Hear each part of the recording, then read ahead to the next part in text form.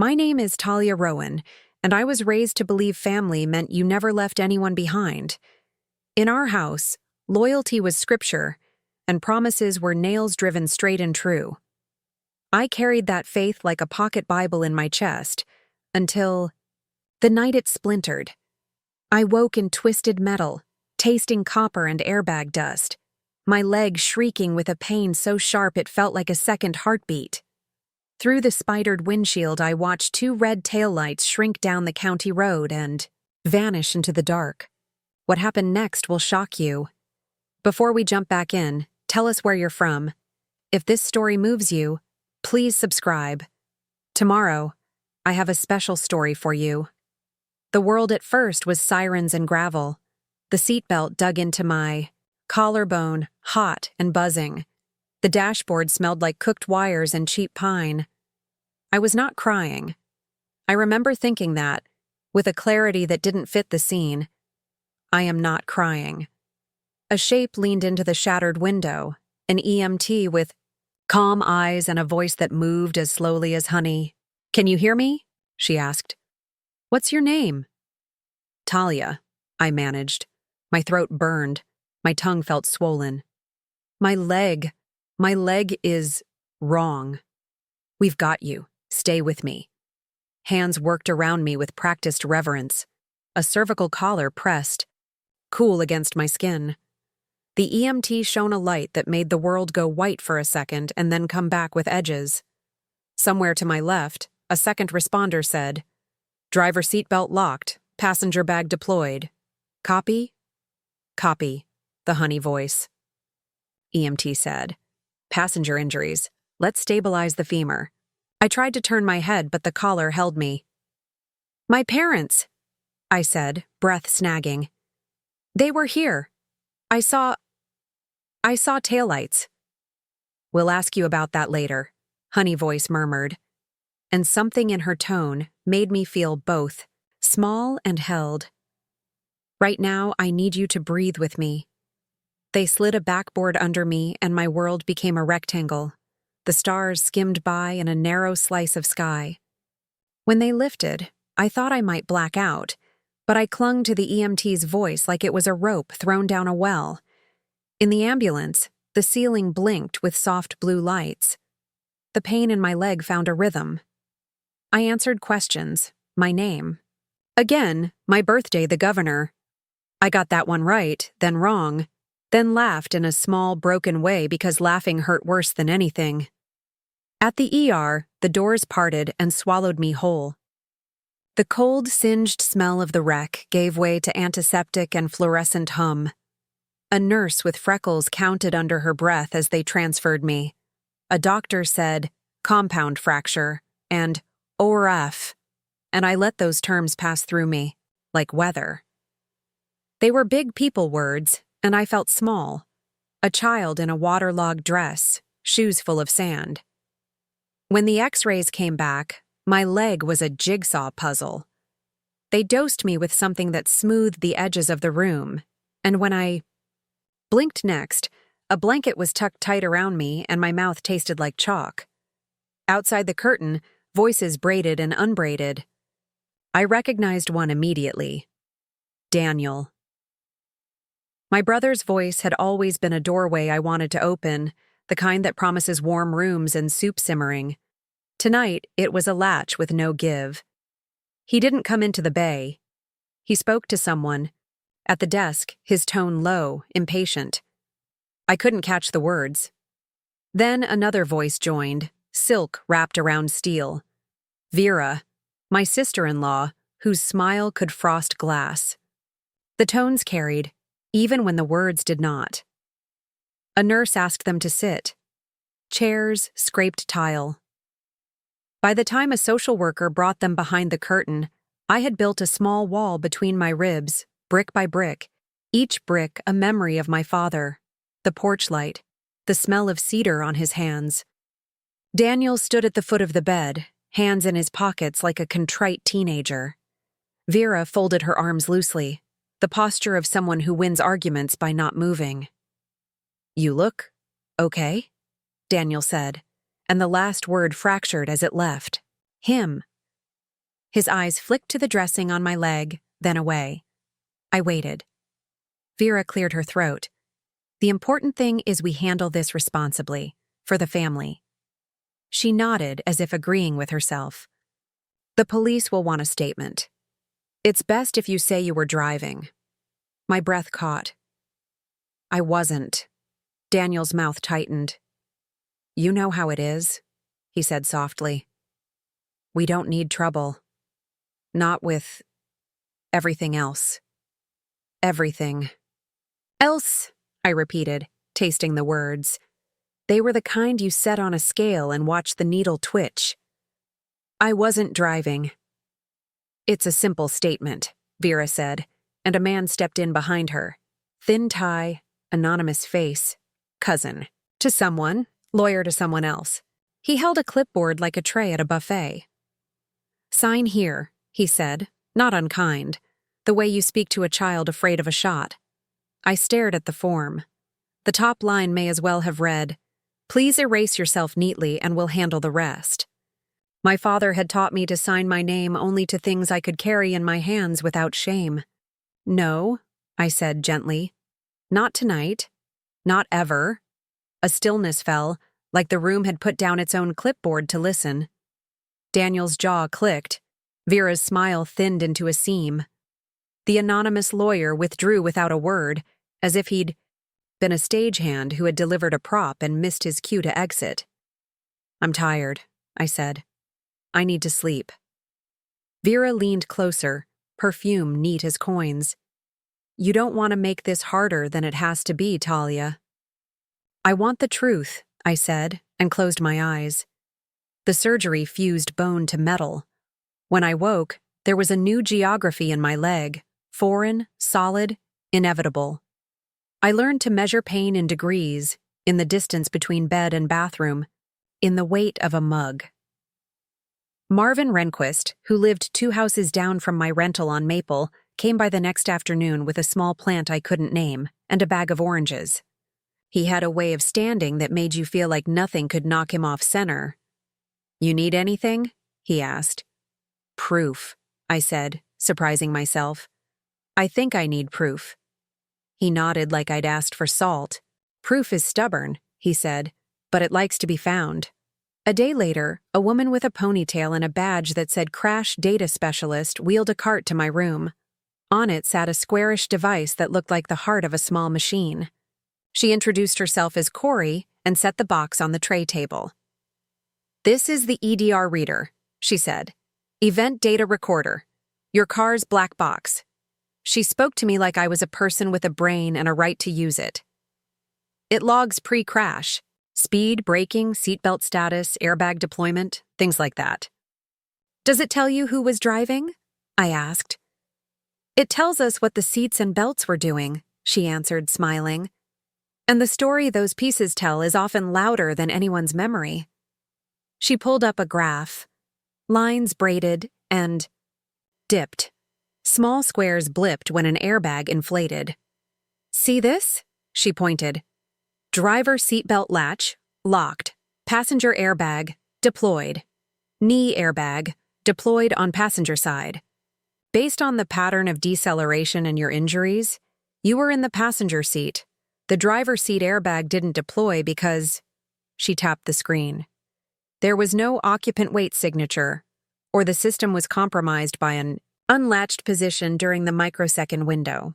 In any case, it doesn't match you. A sound left me that might have been a laugh. It came from the bottom of me, the way a spring releases, slow at first, then sudden. Thank you, I said. Corey printed a summary, signed it, and left me with more than paper. She left me with a hinge I could swing a door on. I texted Daniel a photo of the report with a single line. I wasn't driving. He didn't reply. Vera sent an email instead. Subject, let's handle this gracefully. Body, you don't want this to get messy, for Dad's sake. Dad. The word could still send me under if I wasn't careful. He had been a man of simple meals and complicated integrity. He was the kind of person who would have driven back to a wreck he didn't cause for a stranger, much less his daughter. I did what I do when I'm afraid. I made a list. Under the headline, "What We Know," I wrote, EDR shows passenger side injuries. Driver belt locked. Seat track position was set far back, not my height. Airbag pattern matches passenger occupant. Bar receipt? Check timestamps. Toll ALPR hits? Parents SUV? Video? Neighbor city corner store cameras. Then, I added another headline, "What They Want." Under it, a signature to vanish me. I called the bartender at the Mill, Springfield's oldest bar, all scuffed wood and harmless ghosts. The phone rang 10 times before someone answered breathless and said, "Hold on," like he had a tray in one hand and an apology in the other. He put me on with a woman named Lark who remembered Daniel because he spilled half a beer on the Pac-Man machine and tried to mop it with a flyer. She checked the POS timestamps for me and read them off. A run of whiskey sodas between 9:21 and 11:03 p.m. The tab closed at 11:11. She remembered Daniel stumbling because he knocked shoulders with a man in a flannel shirt and said too loudly, "I'm good, I'm good." "What about my parents?" I asked, and felt my tongue go wooden around the word. "Did you see them?" Lark paused. "Not inside, but there was a white SUV idling at the curb when we closed. Newer model. Could be anyone." "Could be," I said, but my heart cramped like it recognized the license plate before my eyes did. Called the toll authority next. The woman who answered had the voice of someone who had heard everything and forgiven most of it. She said they'd need a formal request from law enforcement, but when I told her there'd been a crash, she transferred me to an investigator who promised to pull ALPR, automated license plate reader, hits along the county road between the Mill and the intersection where my bones had turned to stemware. While I waited, I opened a folder I kept at the back of my closet, a manila thing with the rubber band that had seen too many hands. Inside, the deeds, the tax receipts I'd paid when Dad got sick, a scattering of utility bills with my checks clipped to them. A photocopy of Dad's will lay on top like a thin roof over a crowded room. The ink had faded at the edges. The legal language was a river that changed banks but kept flowing back to one bank in particular, the house. It did not mention an addendum. It did not mention a refinance I'd been asked to bless. It was simple, almost archaic in its faith that paper would be enough to hold a life in place. I lifted the will, and a smaller envelope slid free. I recognized the cream stock, the old-fashioned watermark. The flap had been opened and closed, so many times it looked tired. Inside was a letter from Dad written a year before he died, folded into thirds like a map to a place we already knew how to find. "Talia," it began in his careful hand. "If you're reading this, I'm not here to argue it with you. The house was never about square footage. It was the one place I learned how to be proud without needing someone else to clap. You were the one who showed up, even when you didn't have to. Don't sign anything that makes you leave what you already paid for with time." I took a breath that hurt, not because of bone, but because of how words can bruise you tender. I slid the letter back into the envelope and tucked it between the EDR report and the will, like bookends with a life between them. The ALPR hits came in the next morning, a neat email with ugly truths. Daniel's license plate pinged twice between the Mill and the intersection within 15 minutes of the crash window. My parents' SUV pinged behind him at both cameras, 8 minutes apart. The second ping 5 minutes after the time the EMT marked arrival at scene. There was no ping after the crash headed toward the hospital. The SUV turned off on County 6. Proof collected itself around me until I felt less like I was building a case and more like I was discovering one someone else had already written. I printed the email and added it to my growing stack. Then I called the notary whose stamp appeared on a refinance folder Vera had slid across a table a month earlier, the day she'd called a family meeting and set out 3 cups of coffee. None for me. Her name was Denise, and she was the kind of person you trusted to witness the legal birth of a document. When I asked if she remembered notarizing an addendum to my father's will, Her voice did something interesting. It slowed without losing volume. "I remember the document," she said, "and I remember concerns." She cleared her throat. "There were irregularities." "What kind?" "I shouldn't discuss specifics without counsel present," she replied. "But I will say I reported it to my supervisor and logged a note. If the court asks, I will tell them what I told her, that the signature did not comport with earlier exemplars and the witness acknowledgement was atypical." "Atypical," I repeated, feeling the word slot into the right place like it had been cut to fit there. "Thank you." I hung up and stared at the wall. My leg throbbed in time with the baseboard heater. The house felt too small for the size of what was happening. This story took us a long time. If you like it, subscribe. Now, back to the story. The anonymous video hit 2 days later at 3:12 a.m., which is when cowards feel bravest. A friend texted me a link because I wasn't on the platform where it blossomed like mold. The title was a truth bent until it snapped. "Greedy sister frames brother to steal legacy home." The thumbnail was a grainy still of my face from a clip I had recorded months earlier when Vera told me it might help to process things. In the doctored version, my voice was pitched lower, my pauses parceled out to imply confession. "I don't know what's real anymore," I heard a warped version of myself say. "Maybe I imagined it all." I sat very still and watched it twice. Then I opened my laptop and pulled up the original file, the full 48 minutes where I cried, then stopped, doubted, then decided. I pulled metadata that showed creation, date, device ID, geotag. Things people forget are there, little breadcrumbs baked into the crust. I set the fake beside the original on my screen like putting a liar in a room with the person they were pretending to be. At the dental office where I worked part-time, my manager Linda called me into her tiny office with its neat stack of patient reminder postcards and a plant that refused to die. "We're with you," she said before I could ask. "HR has seen the original. We'll issue a statement if needed. Do you want time off?" "I want to work," I said. "But I'll take the statement." She nodded. "We'll say defamation will be handled legally, and we'll mean it." Ava, an attorney from Legal Aid whose eyes smiled even when her mouth didn't, met me that afternoon with a folder labeled Huxley, Langford, Coercion, Fraud, Defamation. She had pulled the EDR data, the ALPR hits, the bar receipts Lark had sent from the mill, and a copy of the notary's internal note she'd obtained with a politely fierce letter. We drafted a cease and desist that read like a warning bell. "Stop. We know. Do not step closer." That evening, Marvin knocked and handed me a small flash. "Drive like it was a relic." "You might want to use headphones," he said, and left without waiting for me to ask why. I plugged it in and listened. At first, wind, a dog, a car door miles away. Then voices rose and sorted themselves.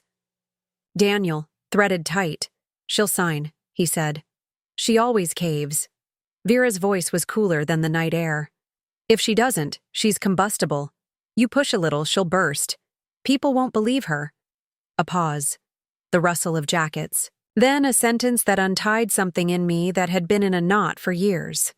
"Once she signs," Vera said, "we sell it. She's disposable." The date stamp sat in the corner, small as a fly, incontrovertible as daylight. 2 weeks before, the crash. I played it again, then a third time, then sent it to Ava with a subject line that said nothing dramatic because the truth did that all by itself. The suit filed cleanly, papers like wings. The defense tried to box the EDR out on chain of custody grounds until Corey testified with a dry competence that made the opposing counsel look like he'd brought a fruit knife to a lumberyard. Lark came in her best purple blouse and told the court what time the tab closed and how Daniel had said "I'm good" twice, as if saying it made it true.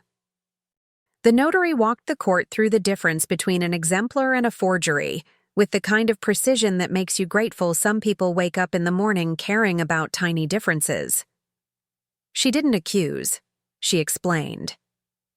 The judge leaned forward. When it was my turn, my leg ached in its new geography, but my voice did not. I spoke about the wreck, the red taillights shrinking. I spoke about the clipboard in the ER, and the way a signature can be an eraser if someone else is holding the pen. I spoke about Dad's letter and how it felt like a small porch light turned on in my ribcage. Then Ava played Marvin's audio. The room went very quiet, except for Vera's bracelet clinking once against the defense table when her hand twitched. After the last word, the quiet stayed a breath longer than comfort allows. The judge adjusted his glasses. He asked Daniel to stand. "Did you operate a vehicle under the influence on the night in question?" Daniel's voice, when it came, was small and exhausted. "Yes, Your Honor." "Did you, with or without encouragement, move your sister from the passenger seat after the collision?" Daniel swallowed. "Yes." "Why?" He looked for Vera, found only the space where she had been, and stared down at his shoes like maybe the laces would explain it for him. "Because we were scared," he said. "And because we thought we could make it less bad." "Less bad," the judge repeated, as if tasting a food that was not what it had been billed to be. A recess was called. In the hallway, a reporter with an earnest face asked me to comment. I shook my head. The story didn't need my opinion anymore. It had proof. Back in the courtroom, the judge read findings that sounded like an old hymn sung without instruments. He declared the refinance invalid as to me, voidable due to minority at signing and coercion, in fact. He restored the deed's chain as if he were setting a bone. He sentenced Daniel to a suspended term with mandatory rehab and 100 hours of community service that sounded exactly like what my father would have ordered had he been wearing the robe. Labor that builds something after you break it. He fined Vera and barred her from claiming any ownership or proceeds. He referred the forged addendum to the DA. He granted a restraining order and signed it like someone closing a heavy book. Outside, the light was kind in that way. Early afternoon sometimes is. I wanted to go home, which is a sentence I had not let myself say in months. But first I drove, well, Marvin drove us, to the community center where the women's group met on Tuesdays. I stood in a fluorescent room with a coffee stain the shape of Nevada on the carpet and told them the parts that were hardest to say, that your parents can fail you spectacularly and you can still move your body through a day without punishing it for being yours. That paper can be a weapon and also a shield. That the word disposable said about you is an X-ray. Painful, revealing, and not the final diagnosis. People clapped, and I flinched because I didn't expect it. I didn't go there for that. I went because proof is stubborn, but it also likes company, and I wanted the kind of company that didn't ask me to sign things in emergency rooms. At home, my home, which I can say now without needing to whisper, sun fell across the porch the way Dad always liked it to, a slant that made the dust dance. I set a small jar on the railing, the one where I used to keep screws he'd hand me when I was 6, and he wanted me to feel useful. Next to it, I placed a new plaque I'd had engraved at the hardware store, the Rowan Survivors Grant. It wasn't much, just a small fund to help people who needed a car seat replaced or a day's wages covered so they could testify without losing their job. I funded it with part of the insurance payout that had tried to erase me. It felt right to teach those dollars a new language. I painted the front room a soft ivory that didn't pretend to be new drywall. It honored the scuffs like old friends. I hung one photo in the hallway. Me at 6, barefoot on the porch swing, hair wild, laughing at something Dad had said just out of frame. Beneath it, I tacked a note in his crooked hand I'd found in his toolbox. "This house is yours, Tally." He had always spelled my name like that when he was happy. I let him. It felt like a nickname you earn by showing up. I opened the windows and the house breathed. Floors settled. Somewhere a pipe clinked like a toast. Marvin carried over a pot of lavender and set it by the steps, then stood with his hands in his pockets in that way of his that made everything feel plum. "Looks right," he said. "It does," I said. "It finally does." A small pair of sneakers pounded up the walk. Emma, my niece, 6 going on brightness, held out a new drawing, all triangles and squares and a sun that took up half the sky. "I put you in the middle this time," she announced, pointing to the stick figure with the messy hair. "Because it's your house." My eyes stung, the good kind. "That's exactly right," I said. "Want to help me hang it?" She nodded with the solemnity of a person entrusted with a delicate thing. We used blue tape and a lot of care. When we stepped back, the wall looked like a testimony written in crayon. Here. Human. Loved. That night, after she'd gone home and the street was quiet but for a single dog opinionating 2 blocks over, I sat on the porch swing with a mug of tea. The porch light washed the steps in a warm cone. The wind pushed against the windows like it had a secret to tell. I listened. The house carries ghosts, yes, but they are not angry. They move like people finishing a job they love. Sometimes I think I hear Dad's laugh caught in the hinge of the front door. Sometimes I think I only want to. Either way, I let the sound in. I am not naive. Paper doesn't end people. It arranges them. Daniel will be sober or he won't. Vera will be kind to someone someday for reasons I'll never know or she won't. My work is not to engineer their repentance. My work is to sign my name only to things I can carry without shame, and to leave my porch light on for the version of myself who might come home late and need to see where to put her feet. So this is what happened after the wreck. I learned proof is a tender kind of love you show yourself when nobody else will.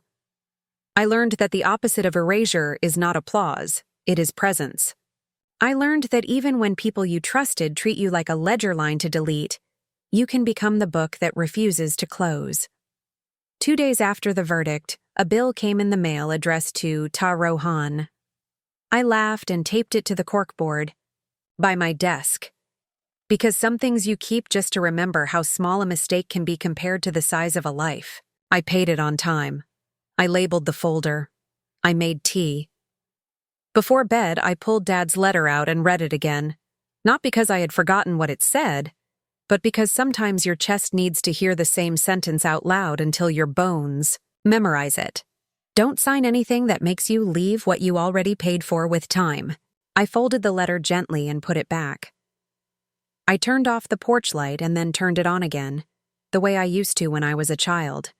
Ritual, control, reassurance. The street held its breath and then exhaled. Somewhere, a train sent a low note through the night like a promise kept. I closed the door and the house closed around me the way a hand closes around your own when you cross a street in the dark. And if you were here with me now, on this swing that sounds like a memory every time it moves, I would hand you the stack of papers not because I need you to believe me, but because I want you to see how belief looks in black and white when it's done right. I would point to the EDR graph and the ALPR timestamps and the notary's careful testimony. I would set the anonymous video beside the original and let you hear the places where my pauses were turned into daggers, then dulled by the truth. I would show you Marvin's audio and let you hear the sentence that once gutted me and now built me a spine. And then I would ask you to tell me where you're from, because stories travel better when you know the road. And I would tell you that no one gets to decide you're disposable, not even the people who taught you what your name sounds like. 2 more great stories are next. Don't miss them. Subscribe and turn on notifications.